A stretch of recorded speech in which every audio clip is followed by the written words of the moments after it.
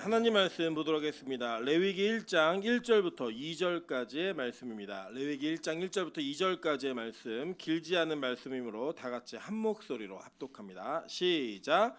여호와께서 회막에서 모세를 부르시고 그에게 말씀하여 이르시되 이스라엘 자손에게 말하여 이르라. 너희 중에 누구든지 여호와께 예물을 드리려거든 가축 중에서 소나 양으로 예물을 드릴지니라. 아멘. 네, 우리 주변에 있는 분들에게 이렇게 한번 인사하도록 하겠습니다. 12월의 첫날을 당신과 함께하니 정말 기분이 좋습니다. 네, 벌써 2024년의 마지막 달이 시작되었습니다. 이제 또 31일이 지나면 또 새해를 맞아야 되는 또 그런 시간들이 우리에게 불쑥 다가왔는데 저와 여러분이 이번 마지막 달을 잘 준비하셔서 2024년을 잘 마무리하시고 2025년을 잘 준비하시는 그런 귀한 은혜가 있기를 주님의 이름으로 축원합니다. 네, 오늘은 레위기 강의 두 번째 시간입니다. 1장 1절부터 2절까지의 말씀을 가지고 형식이 아니라 마음이다라는 제목으로 하나님 말씀 증거하도록 하겠습니다. 우리가 이 땅을 살아가면서 형식적으로 갖추어야 되는 그런 예절과 그런 관례들이 분명히 있습니다. 그래서 어떻게 형식을 갖추느냐가 너무나 중요한 모든 것들을 결정할 때도 저는 있다라고 생각을 합니다. 예를 들면 이런 게 있겠죠. 제가 미국에 갔더니 미국에 가서 이렇게 학교도 돌아보고 이렇게 여행을 하는데 저를 섬겨주는 가정에서 식사를 좀 준비해 주시겠다고 해서 밖에 이제 식사를 갔는데 제가 저한테 이렇게 물어보시더라고요. 정장이 있냐고 물어보시길래 정장은 안 가져왔습니다. 그랬더니 그 남자 집사님이 정장을 빌려주셔서 그 정장을 입고 이렇게 그 레스토랑에 갔습니다. 이탈리안 음식점이었는데요. 이렇게 얘기하더라고요. 여기는 정장을 입지 않으면 들어오지를 못한대요.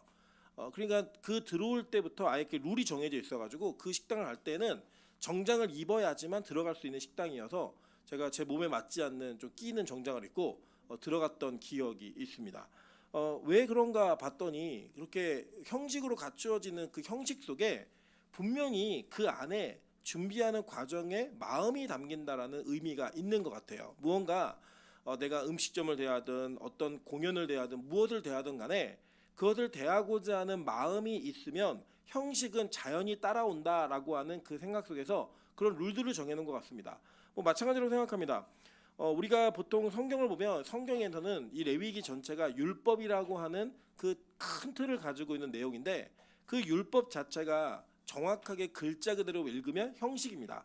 근데 이 형식이 가지고 있는 그 형식 속에 과연 기계적으로 우리가 예배를 드리며 제사를 드리면 죄의 문제가 해결되는 것인가라는 질문을 던져보면 사실 성경은 이것에 대해서 많은 고민과 심각한 고민을 할 수밖에 없는 여러 가지 증거들을 내포하며 우리에게 이 말씀을 전달하고 있는 것들을 보게 됩니다.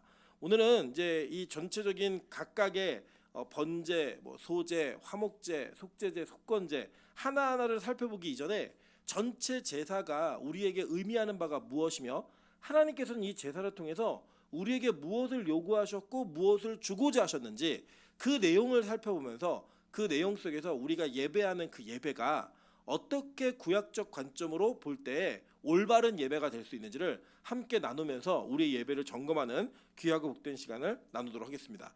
자, 먼저 이 5가지의 제사를 우리가 지난 시간에 배웠습니다. 그죠? 자, 어떤 제사가 첫 번째였죠? 번제, 두 번째는 소제, 세 번째는 화목제, 네 번째는 속제제, 다섯 번째 속건제. 이렇게 5가지의 제사가 있었어요. 자, 그중에 제가 여러분께 한번 구분드렸던 내용이 뭐냐면 첫 번째, 두 번째, 세 번째는 무슨 제사라 그랬죠? 맞추시면 여러분 설교하셔도 돼요. 그죠? 일반 제사. 예. 일반 제사라고 얘기했고 네 번째, 다섯 번째 제사는 일반과 반대는 무슨 말이에요? 특별 제사. 예. 여러분 음식점에 가시면 설렁탕 먹을 때 특이해요, 일반이에요 물어보잖아요. 그죠? 특별함과 일반이 나누어져 있었어요. 그래서 첫 번째, 두 번째, 세 번째 제사는 일반 제사. 그리고 네 번째, 다섯 번째는 무슨 제사요? 특별 제사라고 얘기했습니다. 우리 지난 시간에는 제가 이 번제, 소제, 화목제, 속제제, 속건제를 간략하게 설명을 드렸는데 오늘은 좀 다른 방식으로 좀 설명을 드려볼게요. 그러니까 이 번제는 기본 제사입니다. 그러니까 이 번제는 그냥 기본적으로 드리는 제사예요. 그리고 이 제사는 속죄의 기능의 아주 대표적인 제사입니다. 그래서 이 번제는 레위기 1장 3절부터 17절까지 그 내용이 기록되어 있는 것을 보게 됩니다. 자, 그리고 두 번째는 소제예요. 소제는 여러분 뭘로 드리는 제사였죠? 예? 곡식을 빻아서 갈아가지고 드리는 고운 가루로 만들어 드리는 제사였는데, 이 제사는 단독적으로 드렸다 아니면 다른 제사와 함께 드렸다, 다른 제사와 병행해서 드리는 제사였다라고 얘기했어요. 그래서 이것은 레위기 2장에 그 내용이 기록되어 있습니다. 자, 그러면 화목제는 어떤 제사였어요? 고기 파티, 그죠? 불고기 파티라는 건데, 이 고기 파티는 예를 들면 가족끼리 대판 싸움을 한 다음에 파티해요, 안 해요? 안 하죠. 그때는 알아서 먹죠, 그죠? 그런데 이제 어떻게 해야 파티를 하죠? 관계가 회복되고 좋아야 파티를 했잖아요. 이 화목제는 관계 회복을 위해서 드리는 제사가 아니라 관계가 회복된 다음에 드리는 제사였어요. 그래서 화목제는 뭘 기억하시면 된다? 불고기 파티, 이걸 기억하시면 되는 거예요. 자, 그러면 속죄제는 어떤 제사였죠? 제가 이거를 원래는 이게 속죄제가 이거를 이제 영어로 해도 그렇고, 이게 번역이 원래 번역으로 하면 속죄제로 번역하면 헷갈려요. 올바른 번역은 뭐라고 얘기하면 되냐면 정결제라고 번역하는 게 더 올바릅니다. 그래서 이 속죄제는 죄에 대한 내용을 무언가 오염된 것으로, 예를 들면 그릇 같은 게 오염되면 우리가 뭐 하죠? 닦아내가지고 그걸 깨끗하게 만들잖아요. 깨끗하게 만드는 형태로 해서 죄를 일종의 오염 형태로 다루는 그런 모습으로 이야기하는 게 정결제, 속죄제였다라고 보시면 돼요. 자, 그리고 속건제는 뭐였어요? 배상이 누군가에게 피해를 입히면 반드시 상응하는 뭐가 들어가야 된다? 배상이 들어가요. 그래서 어떻게 배상이 들어가면 일반적으로는 예를 들어 내가 100만 원을 훔쳤다. 그 100만 원 훔쳤으면 그 100만 원을 갚아내고 100만 원의 5분의 1을 더 갚는 거예요. 얼마 갚아야 되는 거예요? 120만 원. 그렇죠. 이게 계산이 빨리빨리 되시는 분들은 훔쳐본 경험이 있는 분들이 아니, 농담입니다. 이게 내가 100만 원을 훔쳤다. 그럼 100만 원을 갚아내고 그 다음에 20만 원을 추가로 더 배상해 내야 된다라고 하는 것이 포함되어진 제사라고 얘기했어요. 그래서 이 속건제는 죄를 뭐라고 다루냐면 빚의 개념으로 다루어요. 그러니까 하나님과의 빚진 관계, 이웃과 빚진 관계로 해서 그것을 갚아내야 된다라고 하는 그러한 내용으로 다루기 때문에 이거를 배상제라고 얘기합니다. 그래서 이 구분할 때 속죄제와 속건제를 의미로 하면은 이게 동일한 의미예요. 사실은 이게 건자가 허물 건자거든요. 그래서 이 동일한 의미이기 때문에 이거를 정결제와 배상제로 딱 구분하시면 더 쉽게 이해하실 수 있을 거예요. 물론 이 전체가 딱 들어맞는 건 아니지만 이 내용이 전반적으로 모든 것들을 설명할 수 있을 만큼 포괄적으로 우리에게 설명을 주고 있다는 걸 기억하시면 됩니다. 그리고 제가 지난 시간에 4가지 제사의 방법을 소개해드렸어요. 뭐였죠? 기록 안 돼 있어요. 이거는 불에 태워드리는 거, 화제, 그죠? 방법. 그 다음에 위로 드는 거, 요제, 흔드는 거 앞뒤로, 거제, 그리고 다 부어드리는 거, 전제, 이렇게 얘기했어요. 그런데 사실은 이제 학자들마다 조금 차이가 있는데 제가 나중에 이거 설명을 드릴 건데, 요제하고 거제는 제사의 방식이라기 하기보다는 재물에 대한 어떤 처분에 관련 문제를 다루는 게 오히려 맞다라고 보여져요. 그래서 이제 어떤 학자들은 거제하고 요제는 제사 방식이 아니다라고 얘기하는, 저는 거기에 개인적으로 동의하는 입장입니다. 그런데 일반적으로는 4가지의 제사의 방법이라고 얘기를 해요. 그래서 소개는 드렸지만 나중에 이제 그 부분을 살펴볼 때는 제가 자세하게 좀 살펴볼게요. 그리고 이게 5가지 제사와 4가지의 제사의 방법을 통하여 하나님은 우리의 죄 문제를 해결하시는 그 내용을 해결하고 싶어 하셨어요. 자, 그런데 이 성경에 여기 레위기에 보시면 번제, 소제, 화목제, 속죄제, 속건제를 처음에 소개할 때는요, 이 소개의 대상이 누구였냐면 말하는 사람은 모세였어요. 듣는 사람은 누구였어요? 오늘 읽으셨잖아요. 오늘 듣는 사람은 누구였어요? 레위기 1장 2절 이스라엘 자손에게 말하여 이르라. 모세가 누구에게 얘기한 거예요? 제사를 드리는 제사자들인 이스라엘 백성들에게 얘기한 거예요. 그러니까 이건 뭐냐면 번제, 소제, 화목제, 속죄, 속건제가 이스라엘 백성들에게 어떻게 어떤 절차로 드려야 되는가를 백성들의 입장에서 설명하는 겁니다. 자, 그런데 나중에 가면요, 이 내용이 반복이 되어지는데 순서가 바뀌어요. 어떻게 바뀌냐면 번제, 소제, 속죄제, 속건제, 화목제로 바뀌어갖고 6장부터 설명을 합니다.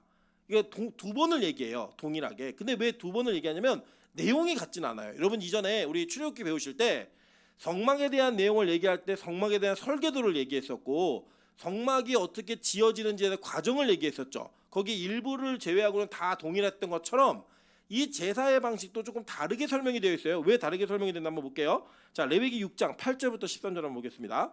여호와께서 모세에게 말씀하여 이르시되 아론과 그의 자손에게 명령하여 이르라 번제의 규례는 이러하니라 라고 얘기했어요. 자, 아론과 그의 자손들이면 누구에게 설명하는 거예요?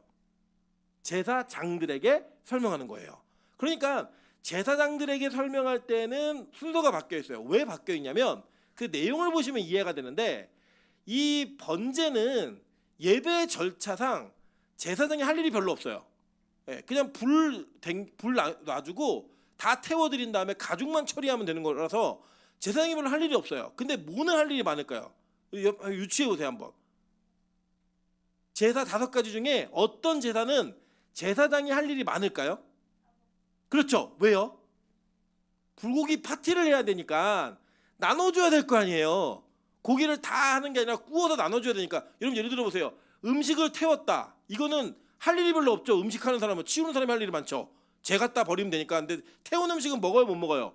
못 먹으니까 다 버리는 거예요. 그거는 그냥. 그런데 만약에 요리를 해서 나눠서 먹여야 된다라고 하면 할 게 많아요, 안 많아요? 엄청 많죠. 그러니까 화목제는 할 일이 제일 많아요. 그래서 이거는 누가 기쁘냐면 먹는 사람들은 기쁜데 제사장들은 화목제가 제일 복잡한 제사예요. 이 복잡한 제사를 맨 나중에 길게 설명하는 거예요.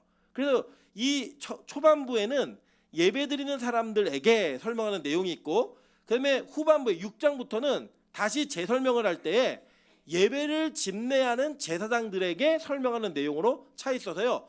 요 두 가지를 이렇게 합쳐야지만 보완이 되고 이해가 됩니다. 예, 그렇게 이해가 되는 과정들을 우리가 한번 겪을 거예요, 같이. 자, 그래서 요 5가지 제사는 그렇게 설명이 되어 있다라고 제가 설명을 드렸고, 그러면 왜 일반 제사하고 왜 특별 제사를 나누고 있는가? 이 내용에 대한 설명을 조금 더 진행하도록 할게요. 자, 먼저 일반 제사에 대한 내용을 보겠습니다. 레위기 1장 9절만 먼저 볼게요. 1장 9절만 다 같이 한번 읽어보겠습니다. 시작.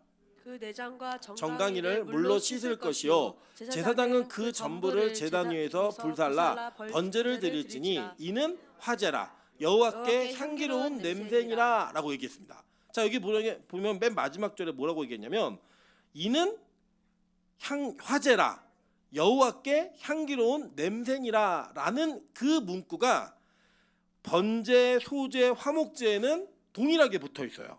네, 이 내용이. 그래서 왜 드리는지 어떤 목적으로 드리는지 설명을 안 해요. 그냥 드리는 거예요. 기본 제사라서 그냥 드리는데 요 속제제하고 속건제는 설명이 깁니다. 자, 아까 속제제는 몇 장이 나온다 그랬죠? 4장. 그죠? 4장 1절부터 5장 13절까지 나온다 그랬죠? 자, 그 내용 중에 일부를 한번 살펴보도록 할게요. 레위기 4장 3절 그리고 13절부터 14절 22절과 23절 한번 보겠습니다. 만일 기름 부음을 받은 제사장이 범죄하여 백성의 허물이 되었으면 그가 범한 죄로 말미암아 흠없는 수송아지로 속죄물을 삼아 여호와께 드릴지니 이렇게 얘기합니다. 자, 여기서 이제 제가 오류를 좀 잡아드리면 번역이 좀 잘못됐는데 예배를 드릴 때는요 송아지를 사용하지 않아요. 그냥 숫소라고 번역하는 게 맞아요. 송아지는 약간 어린 개념이잖아요. 근데 그 성경 번역이 좀 잘못돼가지고 송아지라고 번역되어 있지만 그냥 다 숫소로 이해하시면 됩니다. 그 완전히 큰 소를 갖다 드리는 거예요. 연하고 이게 약하고 어린 소가 아니라 그냥 다 장성한 소를 드리는 겁니다. 드리는데 자, 숫소로 속죄제물을 삼아 여호와께 드리는 조건이 뭐예요? 조건. 만일 제사장이 그러니까 기름 부음을 받은 제사장이 범죄하였으면 드리라는 거예요. 그러니까 이 특별한 그러니까 모두가 다 드리는 제사가 아니라 어떤 특정한 상황이나 사건이 연루가 되었을 때에 드리는 제사다. 이런 거예요. 자, 계속 볼게요. 13절부터 14절 볼게요. 만일 이스라엘 온 회중이 여호와의 계명 중 하나라도 부지 중에 범하여 허물이 있으나 스스로 깨닫지 못하다가 그 범한 죄를 깨달으면 그죠? 그러니까 만일이라고 하는 가정이 붙어 있고 어떤 조건이 붙어 있어서 그 조건이 있으면 이 제사를 드리라는 거예요. 회중은 수송아지를 숫소를 속죄제로 드리니 그것을 회막 앞으로 끌어다가 이렇게 얘기하고 있죠. 자, 22절부터 23절 한번 보겠습니다. 만일 족장이 그의 하나님 여호와의 계명 중 하나라도 부지 중에 범하여 허물이 있었는데 그가 범한 죄를 누가 그에게 깨우쳐 주면 그는 흠없는 숫 염소를 예물로 가져다가라고 얘기했어요. 그죠? 이 조건이 뭐냐면 만일 족장이, 그러니까 지도자 대표자가 이 죄를 범하면 요걸 하라는 거예요. 자, 27절부터 28절 한번 보겠습니다. 만일 평민의 한 사람이 여호와의 계명 중 하나라도 부지 중에 범하여 뭐가 있는데 허물이 있었는데 그가 범한 죄를 누가 그에게 깨우쳐 주면 그는 흠없는 암 염소를 끌고 와서 그 범한 죄로 말미암아 그것을 예물로 삼아라고 얘기했어요. 자, 그러니까 이 속죄제는 모두 조건이 붙어 있는 거죠. 만일 누가 범죄하면 이 예물을 갖다 써라, 이 예물을 갖다 써라 얘기해요. 그래서 잘 보시면요, 제사장이 죄를 범하면 무슨 제물을 갖고 오라고 그랬어요? 숫소를 갖고 오라고 얘기했죠. 그죠? 성경에 숫소관절 되어 있고, 그리고 만약에 일반 평민의 한 사람이 죄를 범하면 뭘 갖고 오래요? 암 염소를 끌고 오래요. 그죠? 그러니까 자기가 갖고 있는 위치와 역할에 맞추어서 죄를 범했을 때 드리는 예물이 같아요, 틀려요? 달랐어요. 그죠? 자, 그러면 이제 지금은 좀 다르지만 고대에는 이 짐승들 중에 순놈이 비쌌을까요? 암놈이 비쌌을까요? 지금은 암놈이 더 비싸요. 그죠? 왜요? 새끼를 치니까. 그때는 뭐가 비싸냐? 소가 훨씬 비싸요. 왜냐하면 지금 우리가 고기나 이런 것들을 통해서 먹는 거를 기준으로 많이 하잖아요. 근데 이때 당시는 그 짐승들이 다 노동력이에요. 그러니까 숫소가 더 힘이 셀까요? 암소가 더 힘이 셀까요? 그죠? 숫소가 힘이 세요. 그럼 뭐가 더 비싸겠어요? 숫소가 더 비싼 거예요. 그러니까 이 제사장들이 범죄를 하면 더 비싼 재물을 쓰는 거고요. 일반 평민이 죄를 범하면 더 싼 거를 갖다 쓰는 거예요. 그러니까 하나님은 죄에 대한 어떠한 특정한 죄책에 대한 문제를 모두에게 동일하게 적용하지 않으셨어요. 그죠? 예를 들면 목사가 잘못한 것과 장로가 잘못한 것과 권사가 잘못한 것과 초신자가 잘못한 것은 같은 거다, 틀린 거다? 틀린 거다. 뭐 예를 들면 목사도 담배를 필 수 있겠죠. 아니, 그러니까 저는 피진 않지만 의심하지 마시고 필 수 있겠죠. 근데 목사가 담배를 초신자와 맞담배를 핀다. 그 누구 잘못이 더 커요? 그 목사 잘못이 훨씬 크죠. 권사가 초신자와 같이 맞잔을 대고 술을 마신다. 그 누구 죄가 더 큰 거예요? 권사의 죄가 훨씬 큰 거예요. 성경은 분명히 그렇게 우리의 죄의 문제의 책임을 등급에 맞춰서 다루고 있다는 걸 여러분 기억하셔야 돼요. 근데 이게 뭐냐면 이 사람들이 예를 들어서 제사장이 죄를 짓지 않으면 속죄제를 드릴 필요가 있어요, 없어요? 없는 거예요. 그죠? 일반 평민 중에 한 사람이 여호와의 계명을 어기지 않으면 속죄제를 드릴 필요가 있어요, 없어요? 없어요. 그래서 이것을 특별 제사라고 얘기하는 거예요. 자, 계속 볼게요. 우리 속건제에 대해서 보겠습니다. 자, 레위기 5장 15절부터 또 17절과 19절 한번 보겠습니다. 여러분 15절 한번 읽어보실게요. 자, 시작. 여호와의 성물에 대하여 부지 중에 범죄하였으면 여호와께 속건제를 드리되 내가 지정한 가치를 따라 성소의 세겔로 몇 세겔 은에 상당한 흠없는 숫 양을 양떼 중에서 끌어다가 속건제로 드려서. 자, 여기 보니까 여호와의 성물에 대하여 부지 중에 범죄하였으면, 그죠? 그리고 거기에다 뭘 얘기하냐면 성소의 세겔로 은 몇 세겔 은에 상당한 흠없는 숫 양을 이렇게 얘기했어요. 그죠? 뭐라 하면 죄를 지었을 때 뭘로 환산해 버려요? 물질적 개념으로 이게 환산해 버려요. 그래서 이게 뭐냐면 빚제 채무 관계로 환산하는 거예요. 우리가 죄값을 치렀다 이렇게 얘기하잖아요. 그런 것처럼 이 속건제는 죄를 지었을 때 그 죄에 대한 대가를 물질로 환산해 버리는 그런 환산의 개념을 가지고 이야기합니다. 그래서 이게 배상제라는 개념이 나오는 거예요. 자, 계속 17절과 19절 한번 볼게요.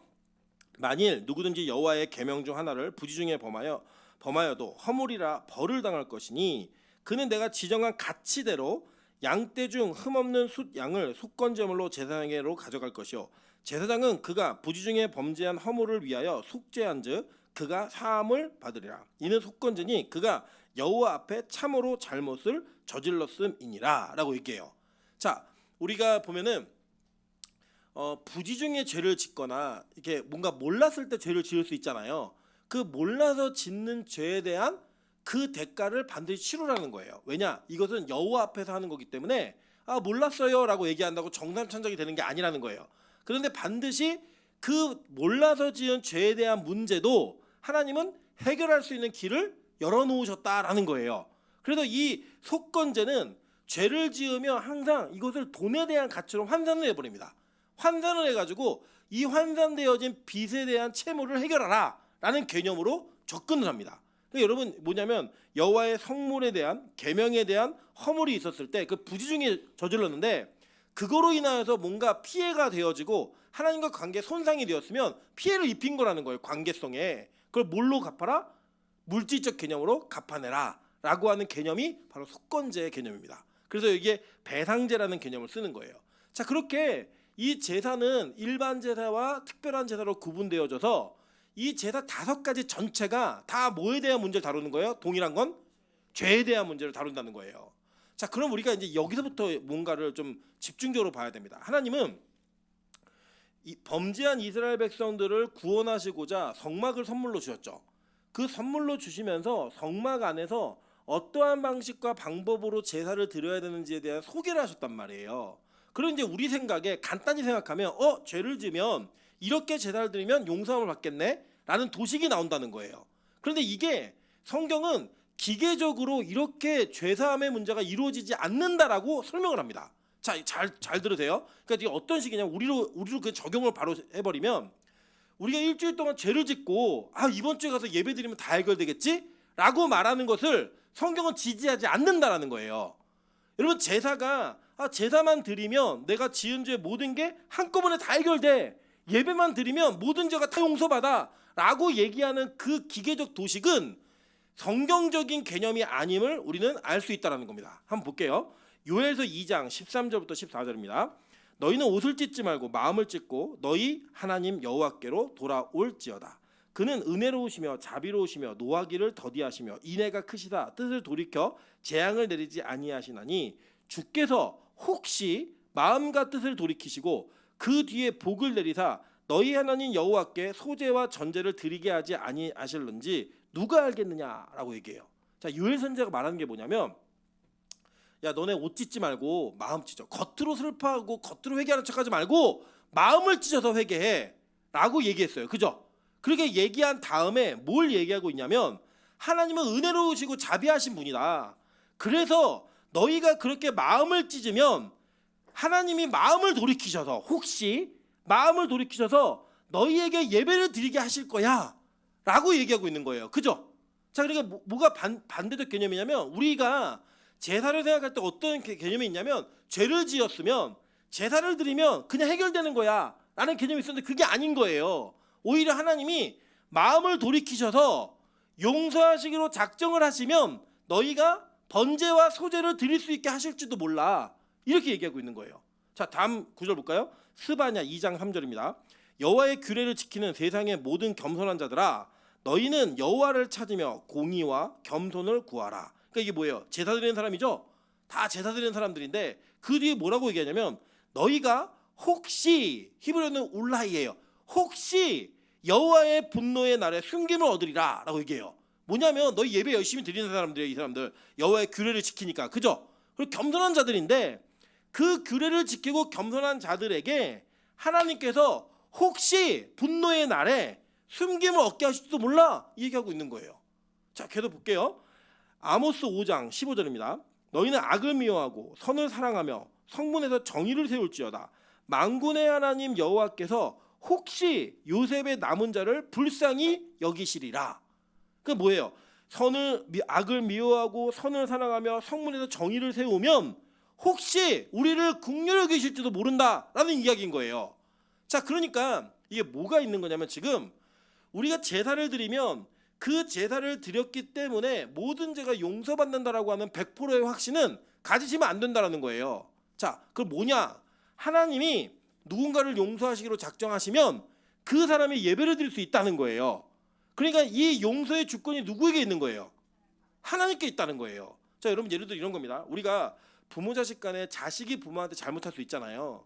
그 잘못할 수 있는데 이 관계가 어떻게 회복이 되냐면 부모가 자식을 용서하기로 마음 먹었을 때 그 관계가 회복이 되는 거예요. 자식이 엄마랑 아버지랑 관계가 좋아져야지라고 마음 먹는다고 해결되는 게 아니라고요. 누가 마음을 먹어야 돼요?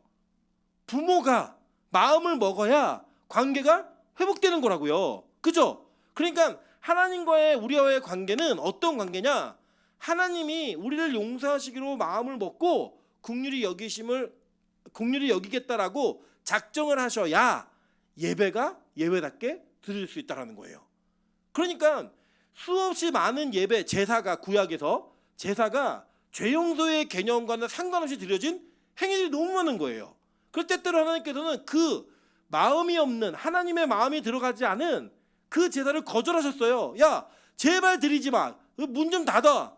절기의 제물에 똥을 얼굴에 발라버렸으면 좋겠어. 이게 하시는 이유가 뭐냐면 너희가 기계적으로 예배를 드리는 자리에 있다고 해서 그것 자체가 용서는 아니야 라고 얘기하신다는 거예요. 여러분, 그래도 누가 용서하셔야 된다? 하나님이 용서하셔야 우리가 용서를 받는 거예요. 볼까요? 이렇게 얘기해요. 사무엘상 3장 14절입니다. 다 같이 한번 읽어보실게요. 시작.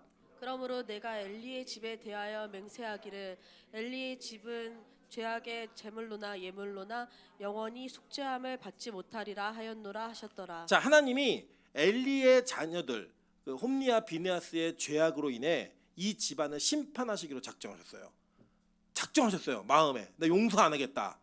그리고 이 사실을 사무엘에게 알리십니다. 근데 알리실 때 내용이 뭐냐면 그러므로 내가 엘리 집에 대하여 맹세하기를 엘리의 집의 죄악은 제물로나 예물로나 영원히 속죄함을 받지 못하리라 하셨더라. 이렇게 선포하고 있는 거예요. 자, 그러니까 이 제물을 드린다고 예물을 드린다고 100% 용서받는다? 아니라고요. 하나님이 용서하시기로 작정하셔야지만 용서받을 수 있다라는 거예요. 그러니까 우리는 어떤 예배를 드려야 되느냐? 하나님이 기뻐하시고 받으시는 예배를 드려야 하고요. 우리가 하나님이 주신 마음을 가지고 예배를 드려야지만 그 예배는 유효한 예배가 된다라는 겁니다. 그렇지 않은 예배들이 수없이 많았다니까요. 볼까요? 이사야 1장 11절부터 13절입니다. 여호와께서 말씀하시되 너희의 무수한 재물이 내게 무엇이 유익하뇨? 나는 숫 양의 번제와 살찐 짐승의 기름에 배불렀고 나는 숫송아지나 어린 양이나 숫 염소의 피를 기뻐하지 아니하노라 라고 얘기해 버렸어요. 그러니까 제사를 드리고 예배를 드리고 있다 해서 다 용서받는다? 아니라고요. 예배를 드리고 있다 해서 다 그리스도인이다? 아니라고요. 진짜 예배는 하나님께서 우리에게 이미 긍휼과 은혜의 마음을 품으셔야지만 용서의 마음을 품으셔야지만 가능하다라는 거예요. 그래서 여러분 주의하시고 명심하십시오. 나의 예배가 하나님이 받으시는 예배인지 하나님이 기뻐하시는 예배인지 우리의 행위에 달려있는 게 아니라 누구에게 달려있다고요? 하나님께 달려있다는 거예요. 그 사실을 절대 잊으면 안 된다는 겁니다. 그러니까 마치 이 제사를 전가의 보도처럼 막 그 옛날에 그 포청천이라는 드라마 보시면 막 상황 보검을 들고 나와요. 그러면 황제의 명이라도 대항할 수 있는 뭔가 이 전가의 보도 같은 이런 표식을 줬다고요. 그런 표식으로 제사를 주신 게 아니라는 거예요. 제사는 하나님의 철저한 은혜와 긍휼이 먼저 선제되어야지만 이것이 유효할 수 있다는 거예요. 그리고 우리가 드리는 예배는 누구의 마음이 먼저 열려야 된다? 하나님의 마음이 먼저 열려야 되는 거예요. 여러분 잘 보시면 하나님께서 이 세상을 심판하시려 할 때에 물로 심판하시려 할 때에 노아가 여호와의 눈에 있는 뭘 봤어요? 은혜를 보았더라라고 얘기해요. 노아가 그러니까 하나님의 은혜가 어디에 있었어요? 눈 안에 있었다고요. 그러니까 내가 심판해서 다 죽여버릴 거야라고 얘기했는데 노아는 뭘 봤어요? 여호와의 눈 안에 있는 은혜를 발견한 거예요. 이 발견함으로 말미암아 그의 눈 속으로부터 하나님의 눈에 있었던 그 은혜가 그에게 임하게 된 것이고 노아 역시 다 죽는 대상 중에 하나였는데 그 은혜로 말미암아 산자가 되는 것처럼 하나님의 눈에 긍휼의 눈에 띄어야 우리가 산자가 된다는 거예요. 그리고 그게 바로 저와 여러분이 이 땅에서 하나님의 은혜가 먼저 우리에게 있어야 하는 이유인 겁니다. 계속 읽어볼게요. 너희가 내 앞에 보이러 오니 이것을 누가 너희에게 요구하였느냐? 내 마당만 밟을 뿐이니라. 헛된 재물을 다시 가져오지 말라. 분향은 내가 가증히 여기는 바요. 월삭과 안식일과 대회로 모이는 것도 그러하니 성회와 아울러 악을 행하는 것을 내가 견디지 못하겠노라 라고 얘기하는 거예요. 여러분 이게 무섭지 않습니까? 그러니까 우리가 드리는 예배가 수없이 많은 예배가 이렇게 하나님이 안 기뻐하시는 제사가 될 수도 있다라는 거예요. 여러분이 지금 누구에게 어떤 모습으로 예배를 드리고 있는지를 철저하게 고민해 보셔야 되는 출발점이 되는 겁니다. 하나님 그냥 내가 오늘 주일날 예배에 참석했으니까 내가 이 자리에 앉아 있으니까 빠지지 않고 있으니까 나는 예배 드렸습니다. 이게 아니라고요. 하나님이 우리에게 진짜 예배하는 마음을 부어주셔서 예배하는 자가 예배하는 것처럼 예배를 해야 이 예배를 통하여 우리의 죄의 문제가 해결된다라는 거예요. 여러분 그래서 우리의 마음과 생각이 어떻게 하나님께 집중되어 있고 어떻게 말씀 앞에 집중되어 있는가 이게 체크하는 게 너무 중요한 거예요. 이 실패는 하나님이 우리가 예배를 앉아 있는데 예배를 못 드리게 할 수 있다는 거예요. 안 받으시니까 너를 내가 용서하지 않기로 작정했어 라고 얘기하면 수백 번 수만 번 예배를 참석해도 하나님이 받으신 예배를 못 드린다는 겁니다. 이렇게 은혜가 선제되어진 그 은혜 하나님의 마음이 담겨 있어야 뭐다? 예배가 된다는 거예요. 여러분 보세요. 그럼 이걸 누가 결정하느냐? 성경이 이렇게 얘기합니다. 로마서 9장 15절부터 18절입니다. 모세에게 이르시되 내가 긍휼히 여길 자를 긍휼히 여기고 불쌍히 여길 자를 불쌍히 여기리라 하셨으니 그런즉 원하는 자로 말미암음도 아니요 다른 박질하는 자로 말미암음도 아니요 오직 긍휼히 여기시는 하나님으로 말미암음이니라. 성경이 바로에게 이르시되 내가 이 일을 위하여 너를 세웠으니 곧 너로 말미암아 내 능력을 보이고 내 이름이 온 땅에 전파되게 하려 함이라 하셨으니 그런즉 하나님께서 하고자 하시는 자를 긍휼히 여기시고 하고자 하시는 자를 완악하게 하시느니라. 무섭지 않습니까? 그리고 이 선택이 그렇게 중요하다는 거예요. 그래서 예배를 드릴 때 예배 태도가 어떻게 결정되는가 이거 내 노력으로 되는 게 아니라는 거예요. 하나님이 너 예배 드리기 마. 난 너 용서할 마음이 없어. 그러면 예배 못 드리는 거예요. 그런데 하나님이요 너 예배 드려. 그래야 너 용서받아 라는 마음을 열어주시고 그 길을 열어주시면 우리가 진짜 예배하는 자가 되어서 예배할 수 있다라는 거예요. 그래서 여러분 예배에서 감격을 누리고 기쁨을 누리는 건요 여러분의 준비가 아니에요. 여러분이 열심이 아니라고요. 뭐예요? 하나님의 은혜와 긍휼인 거예요. 그래서 이 제사의 제도는 우리에게 행위를 요구하는 게 아닙니다. 우리에게 형식을 요구하는 게 아니에요. 뭘 요구하는 거예요? 마음을 요구하시는 거예요. 여러분 이게 예수님에게도 똑같이 적용됩니다. 한번 볼까요? 요한복음 3장 16절부터 18절입니다. 하나님의 세상을 이처럼 사랑하다 독생자를 주셨으니 이는 그를 믿는 자마다 멸망하지 않고 영생을 얻게 하려 하심이라 라고 얘기해요. 여기까지만 읽으면 이게 여기까지 유명하잖아요. 여기까지만 읽으면 그를 믿으면 다 용서받아 라는 개념으로 이해하실 수 있어요. 그 뒤에 구절이 훨씬 중요할 수 있습니다. 볼게요. 하나님이 그 아들을 세상에 보내신 것은 세상을 심판하려 하심이 아니요 그로 말미암아 세상이 구원을 받게 하려 하심이라. 그를 믿는 자는 심판을 받지 아니하는 것이요 믿지 아니하는 자는 하나님의 독생자의 이름을 믿지 아니하므로 벌써 심판을 받은 것이니라. 무섭지 않습니까? 내 선택으로 믿느냐 믿지 않느냐 이게 결정되는 게 아니에요. 믿는 자는 다 구원받는다는 거예요. 근데 믿지 않는 자는 이미 뭐예요? 심판받은 거래요. 안 믿어집니다. 나는 모르겠습니다. 이렇게 반응하는 것은 이미 뭐예요? 심판을 받았다는 거예요. 너무 무섭지 않습니까? 여러분 이 구약의 제사의 그 중요한 개념이 신약의 예수 그리스도에게도 그대로 나타나고 있다는 거예요. 그리고 오늘 이곳에 내가 원하지도 않았는데 내가 의도하지 않았는데 예배 자리에 와서 은혜를 누리게 하시는 그 하나님의 은혜는 여러분에게 뭐가 있다는 거예요? 긍휼이 있다는 거예요. 은혜가 아직 끊어지지 않았다는 거예요. 반면에 예배를 드리고 있고 매주 빠지지 않고 있는데 감격도 없고 어떤 감동도 없고 깨달음도 없는 이 예배를 계속 드리고 있다? 여러분 뭐예요? 하나님이 듣는데 듣지 못하게 하시는 거라고요. 되게 심각한 문제입니다. 그래서 여러분 말씀이 들리는 게 이게 복이고요. 들리지 않는 게 이미 벌받은 거라는 거예요. 성경은 이 개념을 철저하게 제사라고 하는 시스템 안에서부터 출발해서 얘기하고 있다는 거예요. 그래서 보세요. 에베소서 2장 8절부터 9절입니다. 너희는 그 은혜에 의하여 믿음으로 말미암아 구원을 받았으니 이것은 너희에게서 난 것이 아니요 하나님의 선물이라. 행위에서 난 것이 아니니 누구든지 자랑하지 못하게 함이니라. 이렇게 얘기해요. 여러분이 신앙생활 열심히 하고 예배를 열심히 드리는 것도 다 그게 뭐예요? 출발이 은혜고 하나님의 긍휼이라는 거예요. 그러니까 이 예배가 들려지고 예배를 드릴 마음이 생기고 예배 가운데 은혜가 누려지는 그 모든 것은 다 누구의 은혜 때문에 가능한 일이다? 하나님의 은혜 때문에 가능한 일이라고 얘기하는 겁니다. 자, 그러면 도대체 이 예배를 통해서 무엇이 이루어져야 되는가? 예배를 드리면, 이게 만약에 우리가 예배를 드리면 기계적으로 예배 그리고 죄사함, 예배 죄사함 이러면 너무 좋겠는데 그게 아니라는 거예요 지금. 그러면 예배를 통해 하나님께서 원하시는 건 뭔가예요. 여러분 보세요. 하나님이 야 제발 재물 좀 그만 갖고 와. 나 질렸어. 내 그 기름진 거 이것 때문에 나 미치겠어. 나 그 원하지도 않아. 기뻐하지도 않아. 여러분 하나님이요 돈이 없어도 돈 거들어오신 분이 아니에요 이 땅에. 그럼 하나님이 그걸 통해서 얻고자 하시는 게 뭐냐는 거예요 도대체. 한번 보겠습니다. 출애굽기 33장 14절부터 18절 한번 볼게요. 여호와께서 이르시되 내가 친히 가리라. 내가 너를 쉬게 하리라. 모세가 여호와께 아뢰되 주께서 친히 가지 아니하시려거든 우리를 이곳에서 올려보내지 마옵소서. 나와 주의 백성이 주의 목전에 은총을 입은 줄을 무엇으로 알리이까? 주께서 우리와 함께 행하심으로 나와 주의 백성을 천하 만민 중에 구별하심이 아니니까. 여호와께서 모세에게 이르시되 내가 말하는 이 일도 내가 하리니 너는 내 목전에 은총을 입었고 내가 이름으로도 너를 알미니라. 모세가 이르되 원하건대 주의 영광을 내게 보이소서라고 얘기했어요. 자, 이 장면이 어떤 장면이냐면 여러분들 다 배우셨으니까 출애굽기 32장은 이스라엘 백성들이 금송아지를 만들어서 범죄한 장이에요. 그죠? 그 범죄한 장 이후에 이스라엘 전체가 다 타락해서 죽기 그 직전 일부까지 다 갔습니다.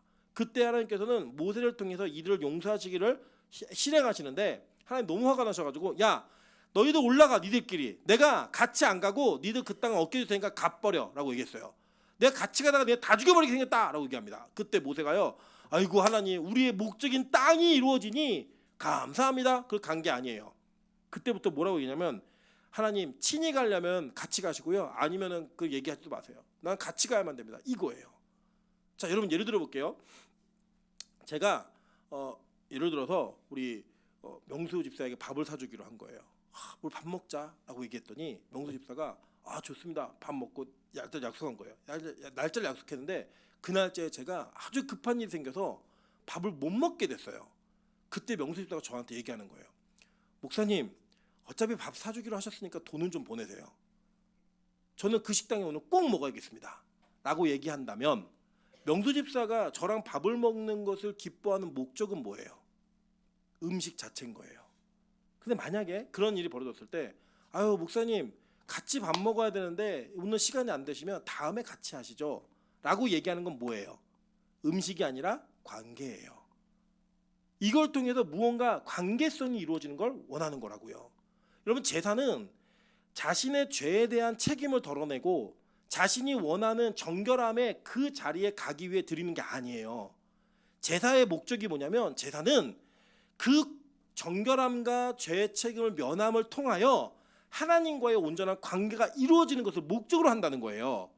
그래서 죄에 대한 책임이 면제되는 거. 나 살았네. 이 개념으로 끝나는 게 아니에요. 제사는 그 제사를 드림으로 말미암아 하나님과의 온전한 관계가 이어져서 하나님 나는 당신과 항상 동행하고 싶고 같이 있고 싶습니다. 내가 죄의 문제를 해결하는 이유가 뭐냐면 하나님 내가 복 받고요 이 땅에서 잘 되기 원함이 아니라 그 죄의 문제를 해결을 통해 나는 하나님과 동행하는 자가 되고 싶습니다. 이거라고요. 왜 우리에게 죄가 있으면 하나님과 동행하지 못하느냐? 그분은 거룩하신 분이에요. 그 거룩하신 분과 죄된 내가 같이 동행할 수 없기 때문에 하나님 이 제사를 통해 하나님과 동행하는 자가 되게 하옵소서. 이게 바로 그 제사의 목적이라고요. 번제, 소제, 화목제, 속죄, 속건제 이 모두가 다 그 관계성을 내포하고 있다라는 겁니다. 그러니까 뭐예요? 여러분 예배를요, 신앙을요, 내가 예배 잘 드리면 이러한 복을 주시겠지. 내가 이번 주에 예배 잘 드리면 이번 주 소개팅 잘 되겠지. 이번에 면접 보는 거 진짜 잘 되겠지. 이번 주 시험 대박 나겠지. 이게 아니라고요. 이 예배를 통하여 우리가 얻는 것이 뭐냐면 하나님 내가 이 예배 때문에 당신과 깨어진 관계가 다시 회복되었습니다. 하나님 내가 이렇게 신앙생활하고 온전하게 주님 앞에 예배함으로 말미암아 주님과의 동행함이 다시 허락된 것이 너무 감사합니다. 이 감격이 있어야지 그게 진짜 예배라고요. 여러분 성경의 제사는 그것을 포함하고 있다는 겁니다. 그럼 보세요. 출애굽기 34장 6절부터 9절이에요. 여호와께서 그의 앞으로 지나가시며 그가 모세예요. 선포하시되 여호와라 여호와라 자비롭고 은혜롭고 노하기를 더디하고 인자와 진실이 많은 하나님이라. 인자를 천대까지 베풀며 과실과 죄를 용서하리라. 그러나 벌을 면제하지는 아니하고 아버지의 악행을 자손 3, 4대까지 보응하리라. 모세가 급히 땅에 엎드려 경배하며 이르되 주여 내가 주의 은총을 입었거든 원하건대 주는 우리와 뭐 해달래요? 동행하옵소서. 이는 목이 뻣뻣한 백성이니이다. 우리의 악과 죄를 사하시고 우리를 주의 기업으로 삼으소서. 그가 죄사함을 요구하며 그의 고백을 하고 우리가 죄인임을 고백했던 이유와 목적이 뭐예요? 하나님 우리 이런 인간인데 제발 우리와 좀 용서하시고 동행해 주세요. 이게 목적이었다고요. 여러분 가끔 보면요, 제가 남녀간에 연애하는 걸 많이 봤잖아요. 청년들을 많이 보다 보니까 많이 보는데 가끔 어떤 경우가 있냐면 청년이끼리 연애를 하다가 한쪽에 마음이 식는 경우가 있어요. 그 마음이 쭉 식어버리면 이 연애 관계가 지속되기가 힘들어요. 그럼 제가 뭐라고 얘기해 주냐면 아직 식지 않은 자매나 형제에게 야, 얘 마음이 식었어. 그냥 너도 좀 포기해 라고 얘기를 해요. 근데 이 아직 식지 않은 사람 뭐라고 말하냐면 목사님 마음이 없어도 저는 같이만 있어도 좋겠어요. 그냥 마음이 없어도 그냥 옆에 있는 것만으로 전 만족해요. 이런 애들이 가끔 있어요. 제가 볼 때는 머리가 어떻게 되는 것 같아요. 그런데 그 마음을 이해하면 얼마나 그 남자를 얼마나 그 여자를 사랑하면 이미 마음이 떠난 걸 아는데도 불구하고 같이만 있었으면 좋겠다는 거예요. 같이만. 그리고 그게 하나님과 우리와의 관계여야 된다는 거예요. 진짜 사랑하니까 야 내가 너 이만큼 사랑하니까 너 나 이만큼 사랑해야 돼? 이게 아니고요. 저 사람의 마음이 변했어도요. 나는 그 사람과 같이 있고 싶어요. 이렇게 고백했던 관계처럼 하나님 내가 죄인인 거 알고요. 나 때문에 화가 나신 것도 알아요. 나 때문에 정말 마음이 상하신 것도 알지만 나는 하나님과 같이 있고 싶어요. 나는 진짜 아무것도 바라지 않고요. 그냥 하나님하고 같이만 있으면 됩니다. 이 마음으로 예배하셔야 된다는 거예요. 그래야 그게 진짜 예배자의 마음이 된다는 겁니다.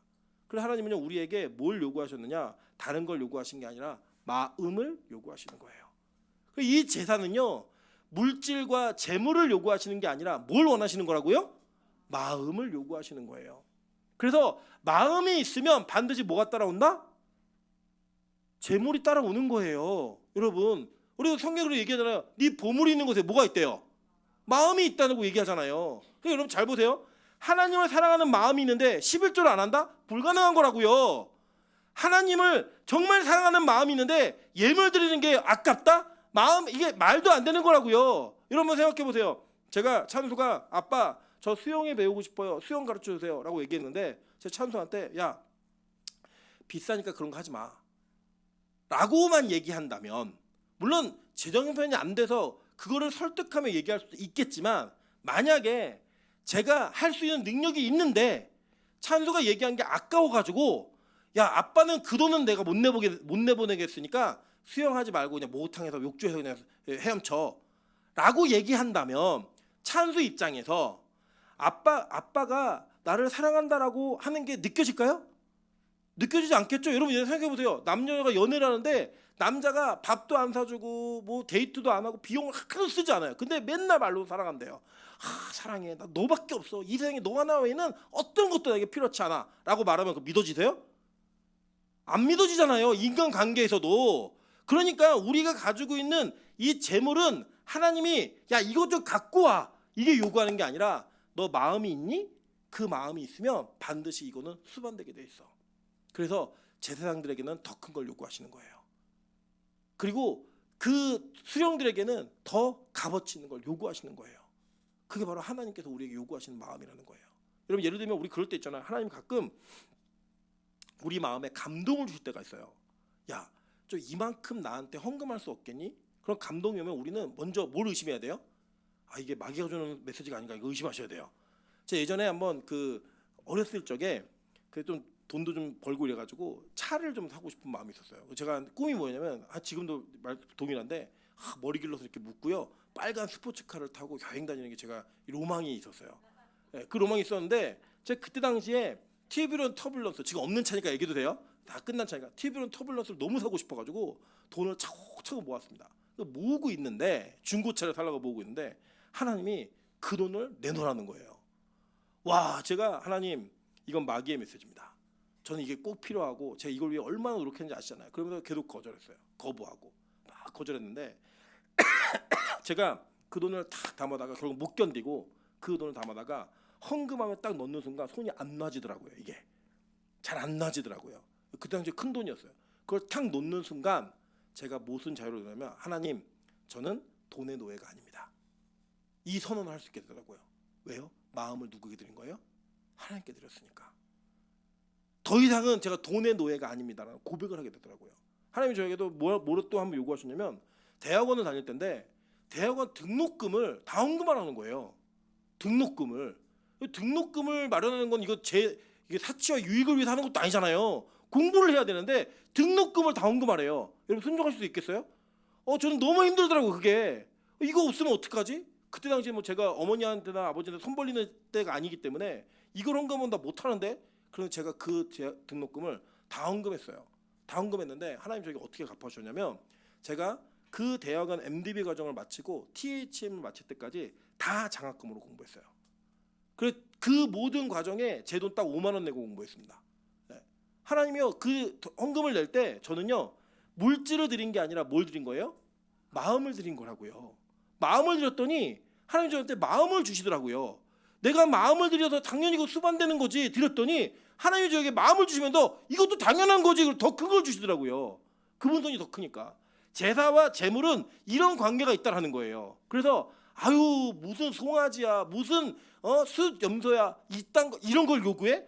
교회가 돈 뜯어가네? 이렇게 생각하지 마시라고요. 우리가 진짜 하나님을 사랑하고 마음이 있으면 형식은 뭐한다? 따라온다라는 거예요. 그래서 여러분, 저는 개인적으로 부부간에도 선물을 하고 표현을 하는 거 너무 중요하다고 생각합니다. 왜냐? 그렇게 하는 것이 결국은 마음이 있다라는 것을 형식에다 담아서 주는 거기 때문에 너무 필요한 거죠. 물론 이 마음이 없이 형식만 주는 거 이거 옳지 않아요. 야, 내가 맨날 돈 벌어다 갖다 주나? 이렇게 얘기하면서 한 번 사랑한다는 얘기 안 하고 한 번 안아주지도 않고 이러면 이게 무슨 사랑이에요? 그거는 유효한 관계가 아니라는 거예요. 근데 하나님은요, 이러한 과정을 통해 우리와 뭘 형성하고 싶으신 거예요? 관계를 형성하고 싶으신 거예요. 여러분, 그래서요, 진짜는요, 우리의 마음이 수반되어야 이게 분명한 제사라는 거예요. 한번 볼게요. 시편 32편 5절부터 6절입니다. 내가 이르기를 내 허물을 여호와께 자복하리라 하고 주께 내 죄를 아뢰고 내 죄악을 숨기지 아니하였더니 곧 주께서 내 죄악을 사하셨나이다. 이로 말미암아 모든 경건한 자는 주를 만날 기회를 얻어서 주께 기도할지니라. 진실로 홍수가 번남할지라도 그에게 미치지 못하리라. 여러분, 죄사함이 되니까 누구랑 만날 기회를 얻어요? 하나님과 만날 기회, 관계를 얻더라는 거예요. 이게 우리가 예배를 드리고 죄사함에 대한 소망함이 있는 목적이라는 겁니다. 계속 볼까요? 신명기 6장 5절입니다. 하나님 계명을 주시면서 이렇게 말씀하셨어요. 너는 마음을 다하고 뜻을 다하고 힘을 다하여 내 하나님 여호와를 어떻게 하래요? 사랑하라는 거예요. 이게 전체 레위기가 담고 있는 내재적 의미라고요. 레위기를 읽으면서 이렇게 하면 죄가 용서되는구나, 이게 아니라 마음을 담아서 진짜 나를 사랑해서 이 말씀을 지키면 우리의 관계가 형성되는 거야. 이거 하나님 우리에게 보이시고 계신 거예요. 계속 볼까요? 시편 51편 17절입니다. 하나님께서 구하시는 제사는 상한 심령이라. 하나님이여 상하고 통회하는 마음을 주께서 멸시하지 아니하시리이다. 이게 이 다윗이 밧세바의 범죄 이후에 지은 시거든요. 그 내용에 보니까 그가 범죄함으로 말미암아 뭐가 깨졌어요? 하나님의 관계가 깨어져 버린 거예요. 그 관계가 깨어지니까 뭐가 깨어져요? 마음이 깨어지는 거예요. 여러분, 우리가 왜 상한 심령으로, 왜 우리가 그 깨어진 마음으로 브로큰 하트잖아요. 왜 교회에 와야 된다고 얘기하는 거예요? 일주일 동안 사시면서 죄 많이 졌다 안 졌다? 많이 지셨잖아요. 그러면 죄진 것 때문에 아우 슬퍼, 나에게 안 좋은 일이 있고 슬퍼, 이게 상한 마음이 아니에요. 그 일로 인하여 누구와의 관계가 깨진 거예요? 하나님과의 관계가 깨졌다고요. 그 깨진 것에 대한 상한 마음을 가지고 하나님, 오늘도 이 상한 마음을 가지고 다시 마음 회복하고 싶어서 주 앞에 나옵니다. 내 마음을 드리니 하나님 나를 용서해 주세요. 그 용서의 개념이 그런 개념이라는 거예요. 여러분, 하나님을요 마치 이 세상처럼 내가 너 심판할 거야, 잘했나 안 했나 선 그어놓고 넘었어 안 넘었어 이걸 책정하고 체크하시는 심판관이 아니라는 거예요. 하나님은 우리와의 관계를 형성하고 싶으신 분인데 그분이 거룩한 분이라, 거룩한 분은 거룩하지 않은 자와 함께 관계를 형성할 수가 없는 거예요. 그래서 제사를 통해 무엇이 회복돼야 된다? 우리의 거룩이 회복되어지면 뭐가 회복된다? 하나님과의 관계가 회복되는 그 영역이 진짜 예배라는 거예요. 그래서 예배는요, 여러분 형식적으로 나 왔어 출석 도장 이러니까 나는 구원받아 이런 일 없습니다.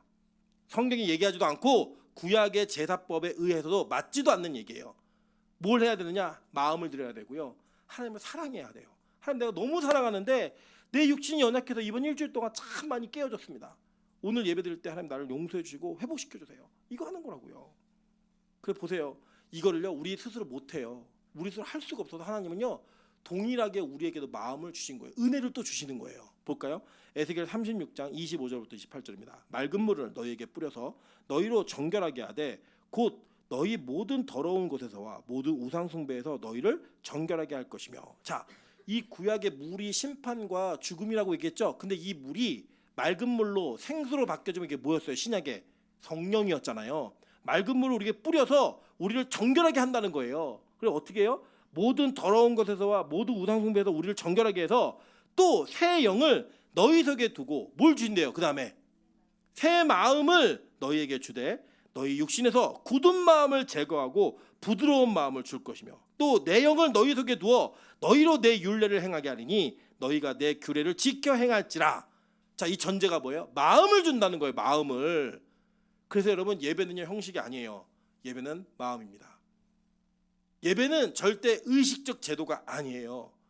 여러분 그래서 출석하는 걸로 절대 신앙생활을 만족하지 마세요. 빠지지 않은 것 때문에 만족하지 마시라고요. 마음을 원하시는 분이에요. 그러면 마음이 있으면 예배를 빠질 수 있어요 없어요? 없다니까요. 그게 불가능해지는 거예요. 형식으로 내가 빠지지 않았으니까 예배를 잘 드렸습니다가 아니고 마음이 있으면 그 형식을 지키게 되어 있다고요. 제가 예전에 저희 아내하고 연애할 때 저희 아내가 강남에서 만나자요. 강남에서 이제 만나는데 저는 항상 동일한 옷차림으로 슬리퍼와 반바지를 끌고 나갔습니다. 저희 아내는 한껏 예쁘게 하고 나왔는데 저를 보자마자 엄청 짜증을 내고 혼자 막 걸어가더라고요. 그래서 제가 이랬어요. 야 이게 동네 주민 패션이야. 강남 사람도 이렇게 다녀. 그랬더니 그런 얘기 하지 말래요. 어떻게 이렇게 불성실하게 원하는 거예요. 제가 그때 진짜 쪼리를 신고 왔고요. 쪼리를. 엄청 혼났던 경험이 있어요. 그 다음부터 저희 아내가 어느 중요한 장소에 만나자 그러면 제가 안 입던 옷을 꺼내 입었습니다. 네. 저 나름대로는 저희 아내는 안 찾겠지만 꺼내 입었어요. 그게 뭐냐? 진짜 마음이 있으면 형식도 중요하다라고 하는 개념으로 접근하니까 저 사람이 나왔는데 데이트를 하는데 슬리퍼 쪼리에다가 반바지 추리닝을 입고 강남 한복판을 걸어다니니 얼마나 속상하겠어요 마음이. 제가 이해가 되더라고요. 이해가. 제가 잘못했죠 철저하게. 한복을 입고 다니도록 하겠습니다. 다음부터는. 네. 한복을 입고라도 갔어야 되는데 이게 제가 몰라가지고. 여러분 그게 우리가 마음이 있으면 표현하게 돼요 안 하게 돼요? 하게 된다고요. 자 예를 들어 볼까요? 여러분 만약에 여러분이 정말 싫어하는 대통령이라 할지라도 오늘 예배 후에 대통령과 만찬이 있으니 가야 된다라고 얘기하면 뭐 입고 가시겠어요? 뭐 입고 가시겠어요? 슬리퍼에 추리닝 입고 가시겠어요? 아니요. 우리 집에 있는 가장 좋은 옷과 가장 멋들어져 보이는 옷을 입고 갈 거예요. 왜요? 그 자리가 어떤 자리인지를 알기 때문에 마음에서부터 다른 마음으로 준비하는 거예요. 아닙니까? 맞잖아요. 세상에 권력자가 우리를 불러도 우리는 그 자리에 가면서 최선을 다해서 뭔가를 갖추어서 가요. 그런데 우리가 관계가 깨어지면 안 되는 정말 동행하고 싶고 정말 사랑하고 싶은 하나님과 예배하는데 지금처럼 예배할 수 있을까요? 지금처럼 지각하고 지금처럼 대충 지금처럼 내 짜투리 시간을 그냥 다 좋은 시간 다 써놓고 남겨서 그렇게 예배할 수 있을까요? 성경은 그럴 수 없다라고 얘기하는 거예요. 저는 우리 빛가소금교회 예배가 한층 업그레이드로 바뀌는 예배가 되길 소망합니다. 그런 은혜를 통하여 이게 신약에는 깨졌다고요? 아니에요. 여러분 신약에는요 더 하나님이 철저한 예배에 대한 마음과 형식을 이야기하셨어요. 볼까요? 로마서 12장 1절과 2절입니다. 간지 보지 마세요. 이거 잘못했어요. 이거 앞에 보시면 됩니다. 다 같이 읽겠습니다. 시작. 그러므로 형제들아 내가 하나님의 모든 자비하심으로 너희를 권하노니 너희 몸을 하나님이 기뻐하시는 거룩한 산 제물로 드리라. 이는 너희가 드릴 영적 예배니라. 너희는 이 세대를 본받지 말고 오직 마음을 새롭게 함으로 변화를 받아 하나님의 선하시고 기뻐하시고 온전하신 뜻이 무엇인지 분별하도록 하라. 아멘. 자 뭐라고 얘기해요? 너희를 거룩한 산 제물로 드리래요. 뭘 새롭게 하래요? 마음을 새롭게 하래요. 그죠? 하나님 우리에게 동일한 걸 요구하신 거예요. 로마서를 쓴 바울은 로마서 12장을 우리에게 기록해 남기면서 구약의 제사의 개념을 다 갖다 놓은 거예요. 야, 너희가 드리는 예배는 영적 예배야. 마음 들여. 그리고 그 마음을 드린 것만큼 너희가 산 제물, 거룩하고 흠없는 제물이 되어야 돼. 형식을 갖추어라고 얘기했어요. 그래서 우리가 죄하고 싸우는 겁니다. 지더라도 또 싸우는 거고요. 지더라도 또 도전하는 거예요. 그래야지 우리 예배가 진짜이기 때문에. 여러분 이번 일주일 죄 졌으니까 이번 주일날 가서 신나게 회개하고 나 용서받아야지 이런 거 그거 싸구려 은혜고요. 그런 은혜 없어요. 성경에 말하지 않아요. 진짜 은혜는 뭐냐? 진짜 은혜는 내가 주님을 사랑하고 주님을 너무너무 사랑하기 때문에 이 마음을 담아서 이 예배를 드림으로 관계 회복을 해야지 이 마음이 담겨진 그 예배가 진짜 예배라고요. 이 5대 제사는 그 기준을 전제를 하고 배워야지만 각각의 예배가 은혜가 되는 예배이고 각각의 예배가 우리에게 신약의 예수 그리스도를 남길 수 있는 예배입니다. 여러분 그렇게 예배하시면서 우리 다음 주부터 번제를 배우실 때 하나님 이 번제 예배가 내 예배가 되게 하시고 내 예배를 통하여 하나님과의 마음이 해결되고 관계가 해결되어지는 그런 은혜가 있게 도와달라고 기도하는 마음으로 다음을 준비하는 빛과 소금 교회 되시기를 주님의 이름으로 축원합니다. 같이 한번 찬양으로 기도하겠습니다. 주님의 마음을 가진 자. 이